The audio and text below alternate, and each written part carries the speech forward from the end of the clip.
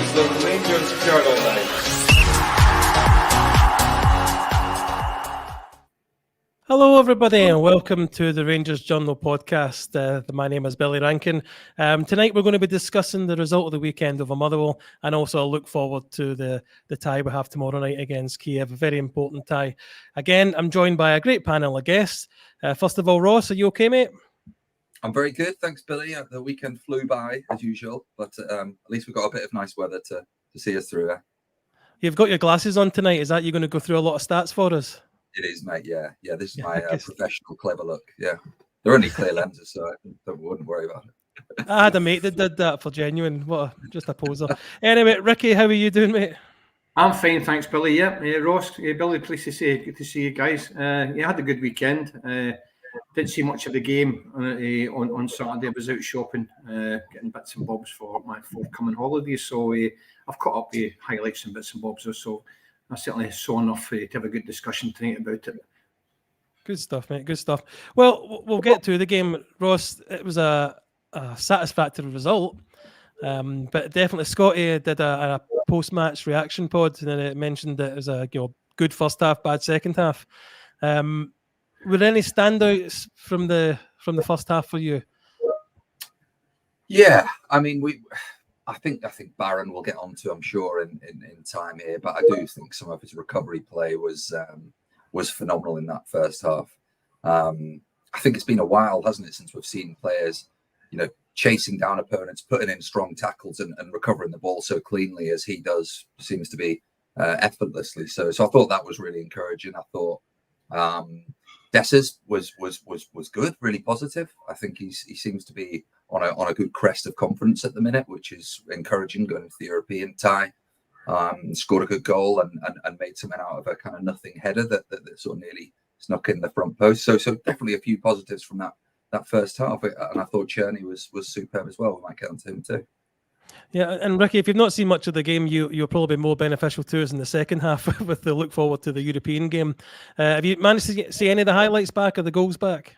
Oh yeah, I've looked at quite a bit of it, and I can only echo what Ross has said. I have been saying for a while that Barron's an absolute steal. We've come across a diamond there.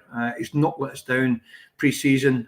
2 competitive games now, in fact 3 competitive games now, and that guy is going to be hopefully probably the mainstay of our team. It can only get better. I said before as well, when he's playing with Scotland in the 21s, he's always a standout player. And I had an inkling that I think he probably signed a pre-contract with us in January. Whether that's true or not, time will tell. But I had that feeling that he was going to be a Rangers player anyway. So I'm more than happy that Barron started off really, really well. Brings us on to his sort of partner, a kind of bone of contentions with Diamandi. Absolutely no doubt that there's a player there, but I'm not convinced he should be starting at the moment because I don't think he's got the confidence. I think Sterling should be in there alongside him, and if need be, Diamandi should be playing that in the triangle just a little bit ahead of them if they're going to persist with Diamandi. I don't mind him in the team, but I just think he's not good enough yet to play there when we've got Sterling sitting in the sidelines. Now, is Sterling injured? It just baffles me how that boy's still standing on the bench, But again, I've said it, Václav Černý, he is going to be a very, very important player for us. You can tell the boy's quality, as is, in my opinion, Cortez when we get him back fit. We've got 2 really good wingers.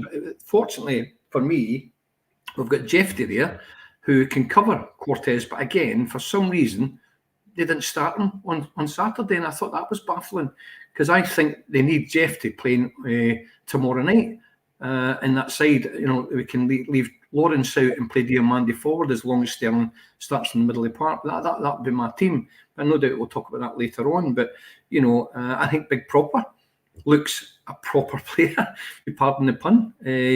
And he's going to be a good asset for us. But unfortunately, the 3 guys alongside him, Balogun, I didn't see much of him, as I say, but apparently had a bit of a nightmare. Is that because he's supposedly picked up an injury? And that's unlike Balogun. You've got Davis, who's non-existent. I don't want him near a Rangers team again. So it just leaves you with Suter. So potentially, it's Suter that's going to be playing tomorrow night alongside Proper. And we'll wait and see. Well, I'm going to bring up the first slide that I've got prepared for tonight because you mentioned Diomande. So if I can get your comments on this heat map, Scott. It looks like to me that he's playing a wee bit further forward, which is what we've kind of been wanting. But do you agree with Ricky? Sorry, that is he not doing enough for you to justify his starting position? I'm guessing you meant Ross and not Scott there, Billy. I'll let you off for that one. Who did I say? You call me Scott. I know we look. Sorry, mate. I'm so sorry. Sorry, not bad thing. Look, I've made my thoughts on Diomande very clear. I think he flatters to deceive a bit. He's very what's the word? Animated on the pitch. You know, he's always sort of angry. He looks a bit upset. He's always screaming for the ball, and often just kind of when he does get it, it's kind of a bit of a panic or a bit of a shock when he gets it. I thought his knockdown for Dess, as if it was in fact a knockdown rather than an attempt on goal, was good. But I think we touched on it last time, he doesn't really know what his role is. Is he a box to box? Is that what we brought him in to be? Because if so, he's not really playing that role very much. He's good at kind of linking play here and there, but he does drift in and out of the game quite a lot. And for someone that we're resting a lot of high hopes on being creative, I'm just struggling to see enough of that from him. If you want me to pick out some of the stats, neat and tidy with his passing, as I say, 31 out of 36 passes met their man. So, neat and tidy. But how many of those were actually kind of risky passes? How many of those are breaking the lines? How many of them were not just kind of a 3, 4, 5 yard ball back and forth to Barron or into sort of the defensive partnership at the back? Need more from him would be my resounding kind of thoughts on the guy. Like Ricky said, I think there's a player in there, but there's a player in Lawrence, there's a player in Campwell, there's a player in Scott Wright when he turns up, if he turns up. So we can't use that as a meter stick and give someone the benefit of the doubt every single day, every single game.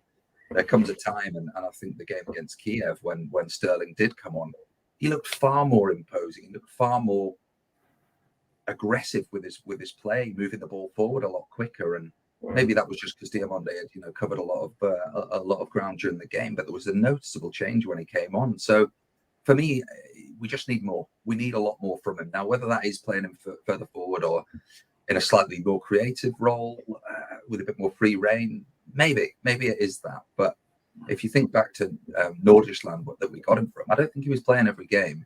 I think he was kind of a bit hit and miss from the bench as well. So it could be that there is a bit of a how do you fit this guy in sort of a dilemma that we're stuck with at the minute, Billy. I mean, he's played a lot of games, but he is still young. Ricky, if I get your name right, first of all, what concerns me is a Rangers midfielder with no shots on target, no shots off target, and the only 2 shots that he attempted were blocked. That's, you really need to maybe doing more than that. Maybe I'm wrong. No, you're right, Billy. When he first came in last season, he scored a couple of goals. I think they were kind of almost back to back, or 2 and 3 games, what I recall, from outside the area. He's got it in him, and I think he will come good. I just don't feel that. Well, let me put it this way: there's a mistake in there, and if he causes a mistake, then we're on the defensive straight away, and against a fast team, we're going to get penalised. It's as simple as that. Whereas with Sterling playing alongside Barron, it seems to be a lot more solider. There's a lot less mistakes in there, and I think people just trust those two a bit better. Maybe your fullbacks are trusting them a bit better to get up the park. Whereas with Diomande, I just feel that everybody's a little bit. They don't trust him. I think they know that he's liable to lose that ball. It's just that second touch. I've said it the other day there. He's a yard behind. You're just not mentally sharp enough. But I genuinely think he is a good footballer, and he's a young boy, and maybe he's still adapting. But how long does it take you to adapt? He's. Yeah. I don't want to hammer the boy too much, because I think there's definitely a player in there, but he needs to cut his mistakes out. Well, I don't think we need to say much more on it. We're not here to lay into him, but I think we were hoping for a little bit of a, he started decent enough last season, maybe he could push on and be, you know, an important player in the team. But I just got to agree with you, Ricky, that especially when Sterling came on. I mean, I was actually surprised that Sterling didn't play some, you know, start, whether it's a flat three or in place of Diamandi. But Ross, let's move on to a bit more of an impact, a player that had more of an impact, and that's Václav Černý. That pass he put through to Scott Wright, I don't know. I can't remember the last time I've seen one of our players do something like that. Stunning. Just one of those creative passes that you're watching the game and we're watching it from even a distance, and I didn't spot it. You know, I didn't see that run, but you know, we look at where our goals have come from in recent years, and they tend to have been into the striker's feet and sort of milling around and bobbling about and that kind of thing. I don't think we've really had a clear, fluid style of attack and ball progression forward. If this guy can come in and lay quality like that for players, and yes, you know, Scott Wright did round the keeper and nearly stuck it away, all but a good tackle. But if we can get that kind of consistent service into the front players and creative play that is so hard to defend against when you're tracking a man, you know, a ball that just splits the defense in two. We've got a real good player on our books, and I don't doubt that he's going to be someone that can step up and do it. I think he reminds me in a way when he's playing of Shaqiri, low center of gravity, very good left foot on him, and clearly a natural footballer, which showed when he scored his goal. A wonderfully taken goal where he's not afraid to be very direct and run straight at the keeper, I guess, and commit a defender out and just bends it beautifully into that far corner. It's a goal that we haven't seen much of in recent years. I think that's fair to say. I wasn't 100% convinced with his kind of cameos against Hearts and Kiev, but you know, obviously we'll need time to adapt. But you can see he's got a great football brain, and I think players will respond well around that. Joe Aribo was another one who had that kind of silky left foot and a great football brain, and probably could do something similar. But yeah, I'm so excited to see the guy more and see what he can do. Obviously, Ricky didn't play the whole match. I think it was about 55 minutes he came off. But what I seen when he was on the park was just a hope or a belief now that it might not be, things might not be as bad as we might be thinking with the preseason games. Has he impressed you? Oh yeah, definitely. I mean, even when he came in, you a couple of the videos when he was playing in Holland and Wolfsburg last season. I'm surprised they've offered him up for a season alone. You know, he's got 26, 27 caps, you know, for his country, which is a good football nation. So he's no mug, and we're quite fortunate to have him for the season. Whether that can be, a sale at the end of that, I'm not too sure. But we need to sort of look forward to him enhancing our attacking style as the season goes on, because he's definitely a quality player. Incidentally, when he went off, that's when Rangers lost all their intensity on Saturday. I'm not going to knock young McCausland, because I think McCausland offers lots to us as well, a lot more than like say Wright or Matondo does. But we seem to lose the intensity as soon as Černý went off there. That's because Tav never had that same sort of cohesion we had with Černý throughout the first 55 minutes. I'm not too sure, but the whole team sort of lost its way as soon as Černý went off the park. But it's good to sort of read that he has now stated that he's ready to play 90 minutes from now on. So that's great news for Rangers fans. Well, let's just bring up the second graphic, if that's okay. And this kind of proves your point, because you see we're very dominant for the first 50, 60 minutes, and then it really drops off, and Motherwell have the best half of the final section of the game. It felt like that for me, Ross. I guess the stats don't lie there.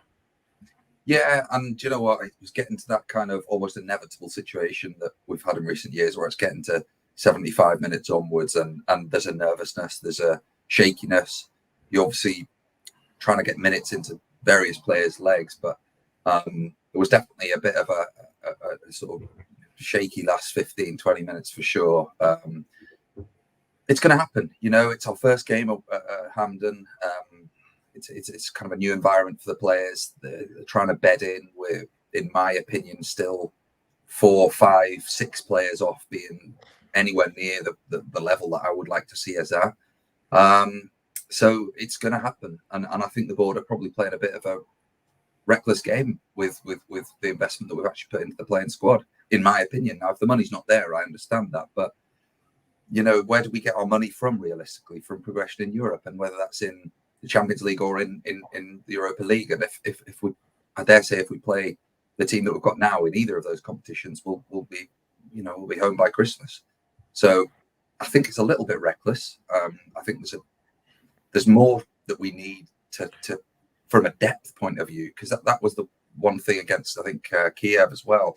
The bench is made of academy and B players and one or two first team players who Clement doesn't really seem to want to play. Now, whether that's because of injuries or just out of favour, or he wants to give more minutes to the players that are contributing, I'm not sure. But we're certainly light.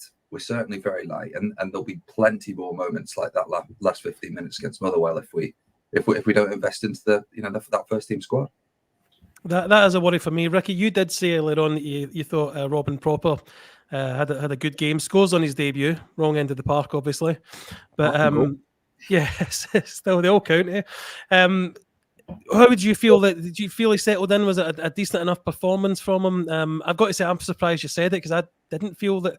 I didn't think he did anything wrong. I just didn't think he was. It wasn't. It was a typical debut, I guess, for a normal kind of run of things.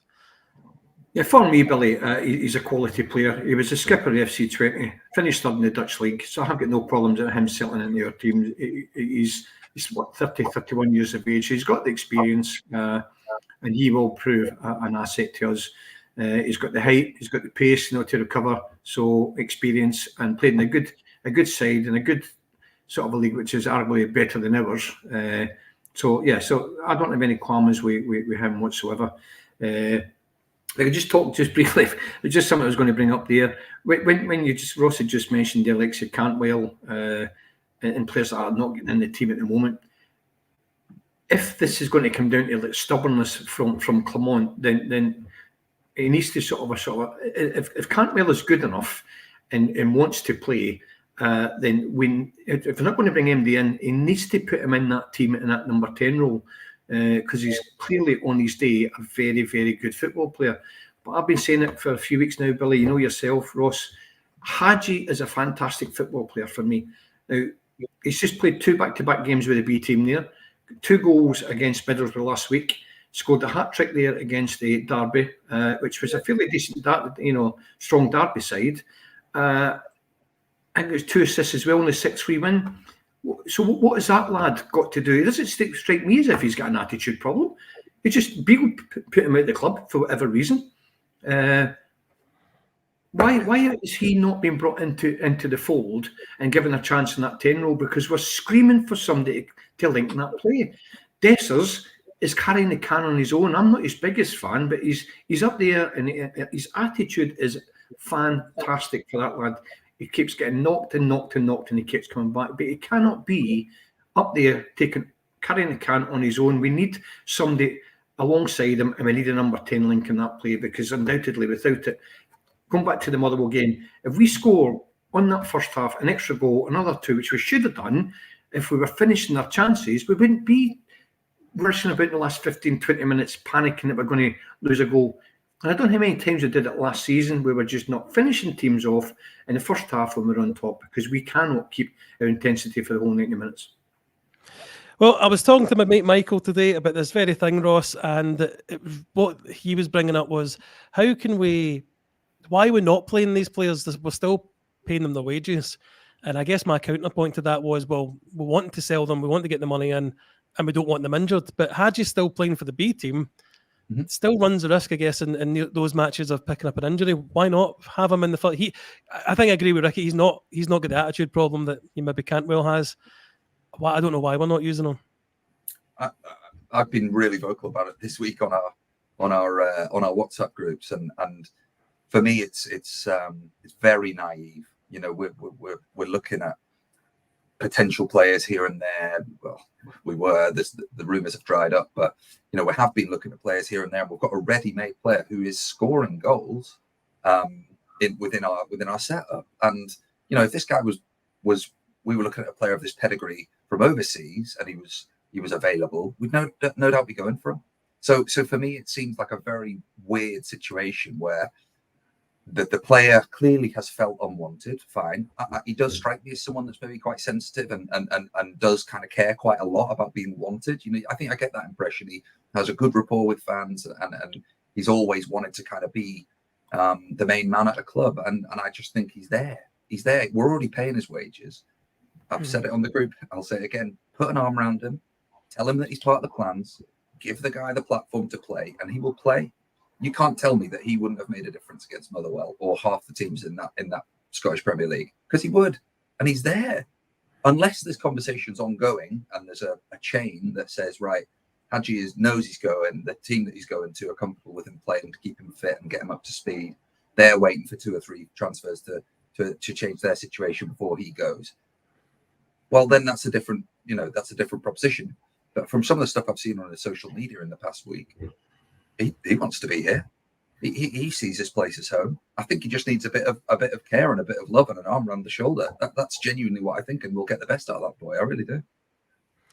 And Ricky, on both those players, like Cantwell and Hadji, probably Hadji for me is the one that could come back in, and there wouldn't really be much of an outcry or any kind of problem from the fans. I think Cantwell could win us back. If he, turns it on and plays the way that we've seen him play in spells. But what's your take on why they're not getting a look in? Is it just because they're wanting to leave, so that's it? Well, I think Cantwell, speaks for itself. He's put 2 transfer requests in. It's feel like we Rangers fans during games, making gestures up to the fans, everything done. So I think we can't he spends more time in social media bringing the club into disrepute, which a lot of fans, me especially, my kind of ilk, I don't like it. We don't sell our club, or put our laundry out to dry in public. It's just, get on with playing your football, because you're undoubtedly a good football player. But when you put all the baggage with Cantwell, and especially with the 2 transfer requests, that's the reason why I don't think I see him coming back. But with Hadji, I've never seen that, at all with that lad. He's got 2 very, very good feet. You don't even know if he's right or left-footed. He's not the quickest, but we don't need to be the quickest in that number 10 role. But it's a bit like that, as Ross mentioned earlier on about the pass through to Scott Wright from Chelsea against the Motherwell. I mean, that was just inch perfect. What was it, 25, 30 yards? And that's the kind of thing that Hadji will see on a regular basis. He's a Romanian international. He's 24, 25 years of age, and we're not using him. It beggars belief. And I don't know how he is not. The fans would give him the time to get back into that team, undoubtedly, because we're screaming out for that type of player in the middle of the park, and we've got Matt Ibrox and not using him. I don't understand it. I just don't understand it. Well, guys, it was a good result in the end. I think we were hoping for more goals. Disappointing end to the game as well, which doesn't help the mood going into what is a very big game for us tomorrow night. We back from Kyiv, back from Poland, with a goal, a goal in the last seconds of the game, but a 1-1 draw. And Ross, you went on the pod with us last week, but Ricky and I were pretty. I think I said 2-0, and Ricky, you said 3-0 in Kyiv's favour, but we never really got that team that won 9-2 on aggregate in the previous round. What did you think of them? All in, what do you think we're getting with them? I think any team that's got pace against our defenders is a concern. And I think they've got that. They've got a very experienced player who leads on that right-hand side, Yarmolenko, very well. He's dangerous on both his right and left foot, played at the top level throughout his career. So he's one to keep an eye on. They look very fit, I think. I think they've got some high-energy players in that centre of midfield that we need to keep an eye on, shall I say. But I do think that we've got the quality to ultimately beat them, especially at Hambrox. So I'm really keen to get quick players on the pitch. I think that's something that we probably didn't do. Get the ball forward quick, as fast as possible. I think they were a couple of times caught when we did press them hard and were aggressive in that. And I think that that's a way that we can get at them very quickly. And also, it's been mentioned 2 or 3 times now, I want to see Hefty on. I want to see the lad getting balls into the box for Dessers. You know, he got a couple of balls in the box, Dessers with a good header at the back post.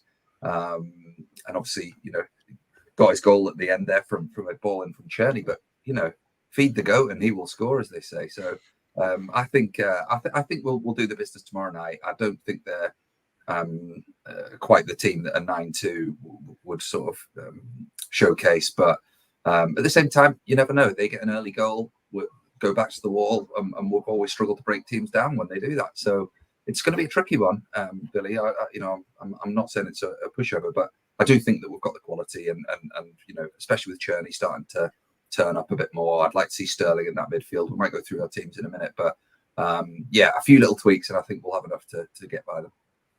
If I can stay with you, Ross, just with 93 minutes on the clock, we're 1-0 down. I'm thinking at least, you know, we've got out of here with the tie's still alive. But what difference does that goal make? Is it a big difference? Oh, it's huge. It is absolutely huge psychologically. They know they have to come and get a result. Previously, they didn't. You know, that they could have gone and just sat in and been aggressive and little niggly tackles here and there to break up play. I think they'll probably try and do that for the first half. I think, you know, if I was in their camp, I'd be saying, you know, keep it tight and try and poke something in second half and rattle us there. But yeah, it was a huge goal, and I think it was a huge goal for Dessers. You know, he I don't, you know, this isn't the Dessers show, but the guy's turning up. You know, he's scoring goals when we need them. So I think a really good goal for his confidence. And again, look, it's another team that we've got a result from in Europe, and I think, and regardless of our home form and our domestic form, I think there's no doubt that in Europe we turn up and we play like a different team. And you know, that there was elements in that first half against them that I thought, we look really strong here. We look really good. We're really moving the ball quickly. I thought Barron was very good again. So getting experience for lads like that of a result away from home breeds confidence in the team. So, and then another 3 points at the weekend, especially out of kind of multiple defeats and a draw in pre-season. I think to get a result against a decent team, albeit a draw, it was away from home. It was a tough environment to play in. I think it'll give a lot of confidence to the players. Well, Ricky, as I mentioned, myself and you last Monday weren't particularly hopeful. I've got to say, I was really impressed with the way we started. Surprised, actually, with the way we started in the front foot, like Ross was saying. But how did you feel of Kyiv overall? Well, they didn't match up to what I thought. I mean, I predicted it was going to be 2-0 to them. 2, I think maybe 3. I'm sure I said 2, whatever. But anyway, you said 3. I just did not see us getting in at all, Billy. And I'm so pleased to be proved wrong. And you're absolutely right. Rangers started very, very comfortably. For me, their biggest outlet was down their left-hand side. And then we became a lot more stronger, probably the better team, when Jefty was introduced into that side ahead of Ridvan. And I really hope that tomorrow he is playing in that left-hand side ahead of Ridvan to sort of nullify the pace that they've got on the right-hand side of their team. Jefty further forward will undoubtedly get the ball into the box for Dessers, who's always going to make himself available. And if they get that from the right-hand side, you know, with Cherney, if he starts, which I'm sure he will do, I felt Tav, he wasn't great on Saturday, but I just felt that he was a lot more comfortable playing alongside Cherney, so hopefully we'll get the best of him. I'm sure Proper will probably start tomorrow night, a long-time sitter, and I would love to see Sterling starting with a young Barron. You know, whoever plays in front of those two, whether that's Lawrence or Diamandi or whoever it may be, it's up to debate. But to me, it has to be Sterling and Jefty starting tomorrow if we want to win the game. Can't be bringing him on with 60 minutes to go. Let's go and win the game. You know, stay solid. That gives us options. It gives us solidity in the middle of the park, strong against their sort of attacking force. And it gives us the options with 2 good wingers or 2 wing options with Jefty and Cherney to go and win the game. With Dessers, who seems to win a bit of form at the moment. So that's the way I would love to see the team. But whether they come on all start like that, then who knows? Ricky, I don't know if you share my kind of fear that as at times we're very easy to play through the middle of us, and I guess coming down their right hand side last week, they were getting a lot of joy that way. Is that why you're suggesting this kind of stronger midfield with Dijon Sterling in there? Well, possibly, Billy. But with Jeff Davey on the left-hand side of that midfield, he is a fullback by trade, but he also likes to get forward. So where his energy or his fitness levels is a better sort of a terminology I should be saying. If he is providing that offensive work for us, where he's got Ridvan covering them, then that covers that kind of left-hand side. They can dovetail. One can be covering the other. As Ridvan's doing the overlaps, they get the ball in. So for me, that makes it a lot more comfortable and more sort of a defensive-minded with an attacking threat with those two playing on the left-hand side. And if you're going to play Sterling again and Barron, for me, it just holds that middle of the park nice and tight. If between them and those two and the two centre halves, I think you've got a solid four there. The ability to shore up anything that's coming down through the middle, and then Tav, he can be susceptible in the ways they defend them, but it did look pretty solid with Czerny the other day there, and likewise in the European game last week, he was absolutely fine with Czerny when he came on. So if we're going to go and start this game tomorrow night with Alexis Scott Wright, then I don't know. Clement is going to end up putting himself under a lot of pressure. For me, if he's got these players at his disposal, they're fit and he's not playing them, he's going to bring pressure on himself. I'm not, he's not going to listen to Ricky Mackay, but what I'm saying is it's pretty obvious what he needs to do to a lot of people's minds. Get Sterling in the middle of that park. I believe, Ross, that what was actually, it was not believe, because I was double checking it because I had heard it, that they didn't have to play a game at the weekend, but they chose to. Now, I don't know if they do that, if they lose that last minute goal when they're all lying on their backs, because I think that kind of hammered home to them that they're not fit or as fit as they maybe should have been, because they certainly tailed off. Do you think there was a big change of heart to play that game? Oh, I think it's brave, certainly brave, but and I can understand, but I can see both sides of it. One, do you want your players to recover and be fit enough for the task over here, or do you want to kind of get that confidence back and get them playing and almost use it as another kind of a pre-season friendly, a preparation game as such for that? I just wanted to go back onto what Ricky was saying there about Sterling, and I, if you don't mind, and I think I mentioned it earlier, but the difference that he made when he came on the pitch, if we could have that level of energy and that aggression from the off, I would be, I would be hesitant to say any Rangers fans would not want to see that level. Albeit people might not think he's the most glamorous footballer, but if it was him or Diamande, for an example, for me, I'd be putting Sterling in every week until Diamande comes in and proves something, because at least you know what you're getting with Sterling. Diamande can be an empty shirt for a full game. So for me, I'd back up what you were saying there, Ricky, and also about what you said about Clement. I remember when Beale came in and the results weren't going our way, and he chopped and changed every week. And I don't think we're asking for that. I don't think we're saying to play whoever just to try and stimulate something. But what we're saying is where a player has played well, i.e. Hefty on the left, and where someone hasn't played well, e.g. Scott Wright, that to me is clear, very, very clear, that we should be playing that way and allowing the players that have played well to get the reward for doing so. Otherwise, what does it say for the dressing room? It's not very meritocratic at all, is it? Well, I wanted to kind of stay on that the fact that they played their match at the weekend, Ricky, when they didn't have to, and what that maybe says to their mindset. Is it Kabayev, the player on the right-hand side, is one of their main... If you can just confirm that, Ross, I've got his name right. Anyway, so I believe he came off in this 1 minute into the second half, which would only be great news for us if he does end up to be injured, because he was certainly the one causing us trouble. But just about the psychology of playing that game, what does it say? Does it say anything? Maybe I'm overthinking it. I echo what Ross is saying. It's the catch-22.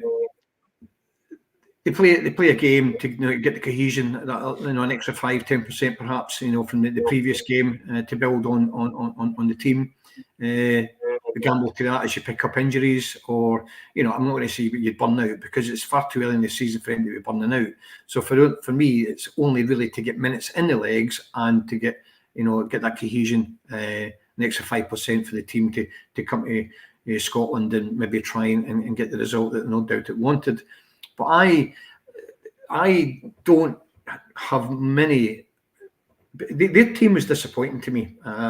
On the back of a 9-2 home and away tie against Red Star Belgrade is a really, really, really good result, and that's why I was worried. I hadn't seen any Dynamo Kyiv whatsoever, any clips, but I just looked at that result and based our performances against what they got in Europe. Hence why I called out 3-0 defeat. As I said, thankfully, I was proved wrong, and I was very pleased with the way we mentally attacked that game. We were strong at the back. We were collectively strong as a team. But even better, when the substitutes were made, we finished that last 30 minutes in that game the better team. I said to the lad on our own group chat, I said I'd take 1-0 right now. And I can't remember, it was Mitch come back and said, no way, we're winning this game. So we had the momentum going, and if we can keep that kind of same team, as I mentioned just previously 5 minutes ago, that finished that particular tie, and get that intensity going and get it right, from the word go tomorrow night, and keep it going, full house, European night. So that atmosphere will be there. There'll be enough sort of a buzz for the general to keep the players going anyway. I'm not having that they're not fit. It's a sixth game now, isn't it? With the pre-season, 3 competitive games now, so fitness should not be a problem. Injuries, slightly different, but fitness-wise, and keep that intensity going that finished off in Lublin, and I think we will go in and win that game too. I'm not going to say comfortably, but I don't have any reservations about us not going and winning that tie tomorrow. Ross, we talked obviously about a couple of players that maybe could have been in the squad but aren't. But let's briefly talk about a player who's on the bench but not getting any minutes, and that's Danilo. I would like to have seen him at some point before now, because having Dessers as your only striker that's fit, because Igaman isn't ready to play. It's a worry. I don't know. Do you have any idea why he's not getting on, at least for bits? Yeah, I think the weirdest thing about it is that he did play pre-season, and he was playing in pre-season. If we hadn't have seen anything from him there, and he was now sort of still on the bench, but as an option, then there's maybe a bit of understanding there. I think as well, when you're 1-0 down away from home, and the game looks to be ebbing away, you don't want to bring on your £6.5 million striker. It's a bit of a concern. So whether or not it's a injury thing and he's just still trying to slowly, get him back up to speed, which I think it probably will be that, or he's had another little setback, or I don't know. It's just weird seeing him on the bench, isn't it, and not actually even reverting to that. And yet, we still are playing our Scott Wrights and whatnot who aren't offering anything. I'm not saying that you'd play Danilo on that left or right hand side, but at the same time, where you've got players who have a pedigree to them and have proven it in other leagues and quality in Europe, and we're not playing them, that's a concern for me. His time will come, and he'll get that. But like anything that's going on at the minute, and I was talking to my dad about this the other day. I said, what happens when we're out of Europe? We've dropped points already, but the players are now fit. Brilliant. It's a dangerous game. It's a very, very dangerous game that we're playing. And from Clement's presser today, when he said, I was just reading it before, and he says, his role in the story is to get the best out of the squad that is here. That's concerning. Yes, I appreciate the Danilo conversation, but as a wider picture, it is concerning that this looks like it's it. This is it. Unless people move, unless people go, and then we've got 2 players sat, or one playing in the B team, one who's not even training with the Rangers squad or any level of squad, both of which are high earners and arguably could contribute to the team. What happens then? What does Clement do then? Does he go back cap in hand and say, okay, let's try this again, just because he couldn't sell them? I don't know the answer. I think that's probably what would have to happen. I don't fully think that's going to be the case. But the balancing act for me is you've got this carrot of however many £1 million qualifying for the Champions League. That then would attract players to come to us. But we really need those players to probably get us. Well, good chance we need those players to get us there. So what do? Do you go in and overspend, which I guess we have done in the past, and that got us in a bad place? But where are you with it, Ricky? I take it you're not happy with this. Fully happy with the squad. You'd like to see some movement. No, I don't think anybody's fully happy, Billy, with the squad. There's at least another 4 players, high earners, that we would all love to see move out the door. And maybe Danilo is one of those players, because it's a strange one, and this is where it's going to come back. And if Clement doesn't communicate, he'll quickly have the Rangers fans going against him, because there's a £6 million striker there. He's on the bench and getting no minutes whatsoever. How's he ever going to get match fit if they don't give him match minutes? So it comes to that stage where, is that another £6 million down the drain? A high earner on wages, with another Davis, your Cantwells, people that we cannot move. And the counter to that is, if we don't play them, they're not in the shop window. So if they're not in the shop window, people's not going to pay the money that Rangers would probably want for them. So it's one of those kind of, again, catch-22s. You need to play these players. Clement, Cantwell, for example. If you're wanting the kind of money they're after him, maybe they're going to have to put him back in the shop window to sell him. But I don't see it with him. But we'll wait and see. But the one thing I would say about Agami, again, that's another kind of strange one. Was he bought injured?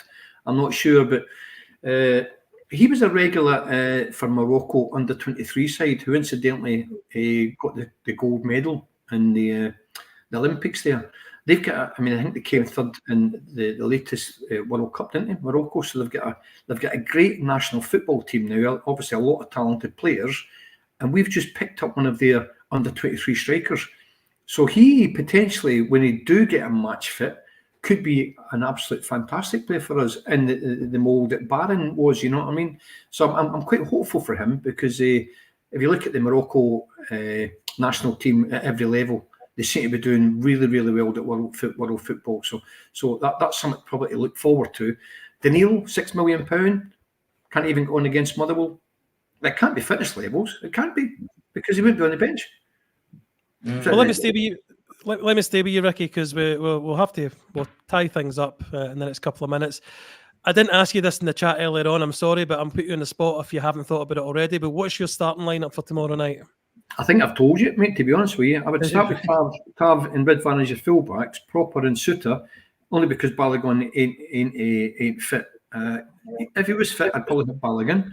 But in the middle of the park, I'd have Barron and Sterling. Tierney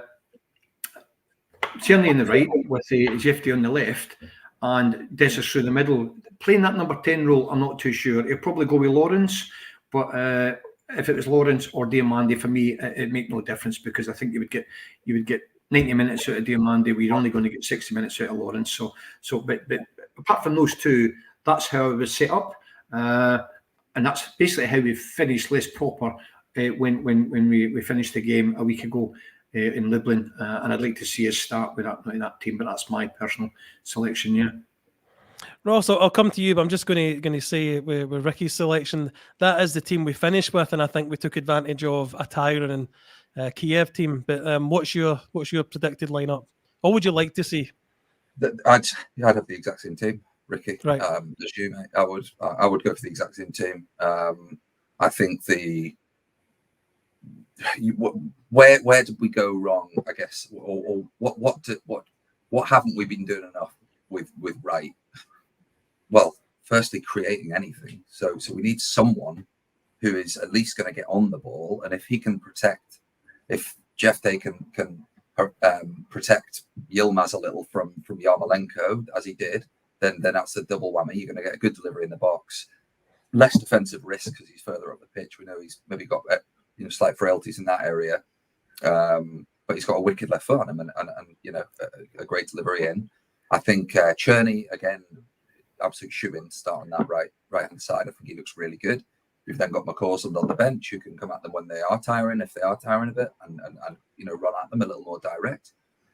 For me, I'm still kind of torn between I guess Lawrence and Diamande. in that 10. But I think Sterling needs to play. Everyone has their own opinion on it, and mine is that he should be playing in that team. I think he's too good to leave on the bench. But if I could have a way, I'd have Hadji in the 10.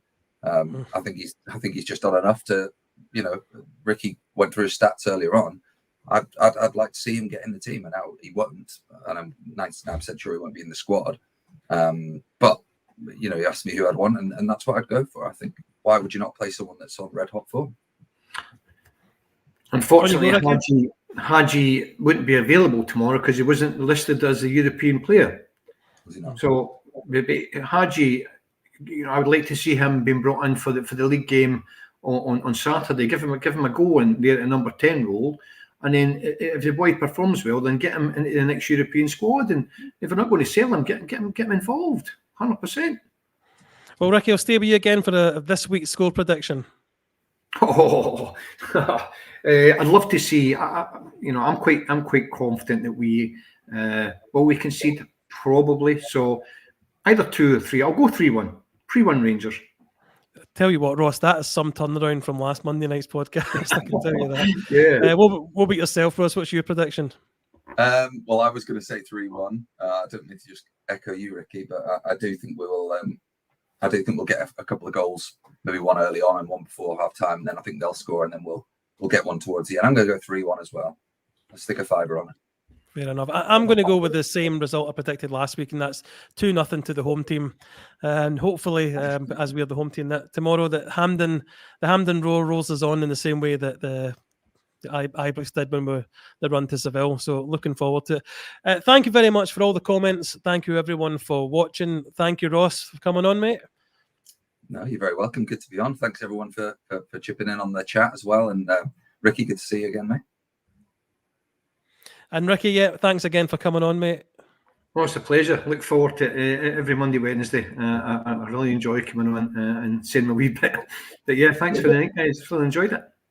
No worries. Well, again, thanking everyone again. I did want to point out for people that like to listen to podcasts like myself, all the pods are now going out on all the main podcast apps to listen to, after the pod. So Apple, Spotify, Amazon, and I'm assuming all the other ones as well, but they definitely the main 3. So if you like to listen to your podcast, this will be available shortly for your own convenience, as well as being on YouTube as well. So all these make to say is thanks again, and remember, every night is a Rangers Journal night. Good night.